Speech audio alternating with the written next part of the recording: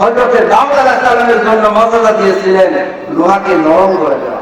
যেমন ইতিপূর্বে আমাদের বড় ভাই আপনাদের ইমাম সাহেব আলোচনা করলেন সূরা হাদীদ থেকে, সেই সূরা হাদীদের ভিতরে আল্লাহ তাআলা বলেছেন ওয়া আলান্না লাহুল হাদীদা, আমি আল্লাহ তাআলা দাউদের জন্য লোহাকে নরম করে দিয়েছিলাম, যার কারণে তিনি এই লোহাকে হাতের আঙ্গুলে প্রবেশ করানো মাত্রই আঙ্গুলের ফাঁক দিয়ে গলে গলে পড়ে যেতে বলি সুবহানাল্লাহ।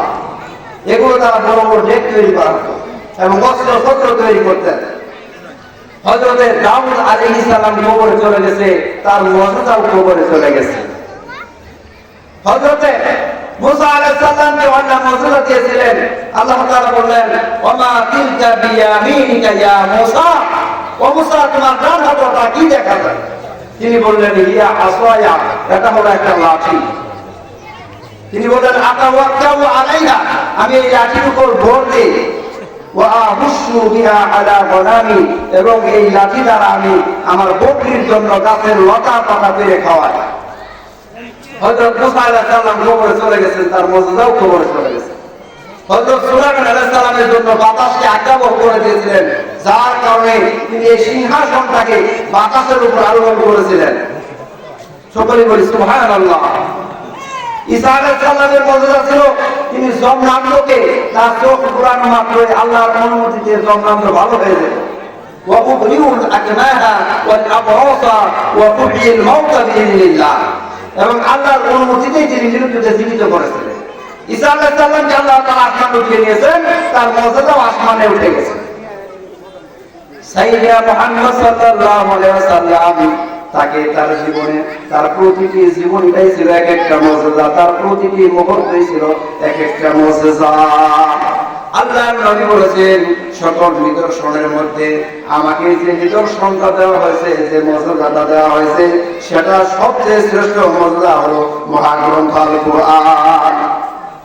ওয়া ইন্নামা কানা আল্লাযী উতীতু ইলাইয়া ওয়াহিয়া, আর আমাকে যেটা দেওয়া হয়েছে মুজিজা হিসেবে সেটা হলো ওহী তথা মহাগ্রন্থ আল কুরআন। ফাআরজু আন আকুনা আকসারুহুম তাবিআন ইয়াওমাল কিয়ামাহ, আল্লাহর নবী বলেছেন আমি আশা করি কাল কিয়ামতের ময়দানে আমার উম্মতের সংখ্যাই বেশি হবে, বলি সুবহানাল্লাহ। আর এই কুরআনুল কারীমটা হলো রাসূল সাল্লাল্লাহু আলাইহি ওয়াসাল্লামের জন্য শ্রেষ্ঠ একটা মুজিজা। আর এই মর্যাদা কুরআনুল কারীম যে মর্যাদা পূর্ণ একটি কিতাব, এটা প্রমাণের জন্য আল্লাহ সুবহানাহু ওয়া তাআলা পবিত্র কুরআনুল কারীমে এমন কিছু আয়াত আল্লাহ তাআলা নাযিল করেছেন যে আয়াতগুলো এই কুরআনের মর্যাদা হওয়ার জন্য প্রমাণ গ্রহণ করে, বলি সুবহানাল্লাহ। আর সেগুলো হলো ইয়াসিন, আলিফ লাম রা, আলিফ লাম মিম, নুন, কফ, এই যে কিছু সূরা আছে, সূরা শুরুতে আল্লাহ তাআলা এগুলো দ্বারা কুরআনুল কারীমের সূরাগুলো শুরু করছেন না? যেমন আমি যে সূরাটা পাঠ করেছি এই সূরার শুরুতে ইয়াসিন বলেছেন, এটি হলো হরফে মুকাত্তাআত, এর অর্থ আল্লাহ ছাড়া কেউ জানে না। আল্লাহর নবী বলেছেন নাযালাল কুরআন আলা খামসাতি আওজুহি, এই কুরআনুল কারীম পাঁচটা মৌলিক বিষয়ের উপর অবতীর্ণ করা হয়েছে। এক নাম্বার হলো হালাল, দুই নাম্বার হারাম, তিন নাম্বার মুহকামাত, চার নাম্বার মুতাশাবিহাত, পাঁচ নাম্বার আমসাল। আল্লাহর নবী বলেছেন ফাহাল্লিলু হালাল, কোরআন থেকে যে হালাল বিষয়গুলো আছে এগুলোকে তোমরা হালাল হিসেবে গ্রহণ করো। হারিমু হারামা, যেগুলো হারাম বিষয়, হারাম সাব্যস্ত করা হয়েছে কোরআনুল কারীমের মাধ্যমে, সেই হারাম বিষয়গুলোকে তোমরা হারাম হিসেবে বর্জন করো। ওয়া আমিনু বিল মুহকামাত, আল্লাহ তাআলার বিধিবিধানপূর্ণ কিছু আয়াত আছে, আল্লাহর হুকুম আছে, আদেশ আছে, সেগুলো তোমরা আমলে পরিণত করো, আমলে বাস্তব জীবনে তোমরা এগুলো আমল করো। তিন নাম্বার, চার নাম্বার কথাটা বলেছেন আমিনু বিল মুতাশাবিহাত, কুরআনুল কারীমে এমন কিছু আয়াত আছে ওই আয়াতগুলো নিয়ে তোমরা ব্যাখ্যা বিশ্লেষণে যায় না, বরং ব্যাখ্যা বিশ্লেষণে গেলে পথভ্রষ্ট হয়ে যাবে। কেন আল্লাহ তাআলা বলেছেন ফাআম্মাল্লাযীনা ফী কুলুবিহিম যায়গুন, যাদের অন্তরে বক্রতা আছে তারাই এই আয়াতগুলো নিয়ে গবেষণা করে এই আয়াতের পিছনে সময় কাটায়। যাদের অন্তরে ঈমান আছে তারা শুধু বলে আমরা এগুলোর প্রতি ঈমান আনলাম। যারা মুমিন তারা শুধু বলে আমরা এর প্রতি ঈমান আনলাম, আর যারা কাফের, যারা মুনাফিক, যাদের অন্তরে বক্রতা আছে, তারা আলিফ লাম মিম, আলিফ লাম র এর পিছনে গবেষণা করে বিভিন্ন ধরনের ফিতনা সমাজে ছড়িয়ে ফেলে। যেমন বিভিন্ন তরিকত ভণ্ড তরিকার লোকেরা আছে না, তারা কিন্তু এগুলো নিয়ে বেশি গবেষণা করে।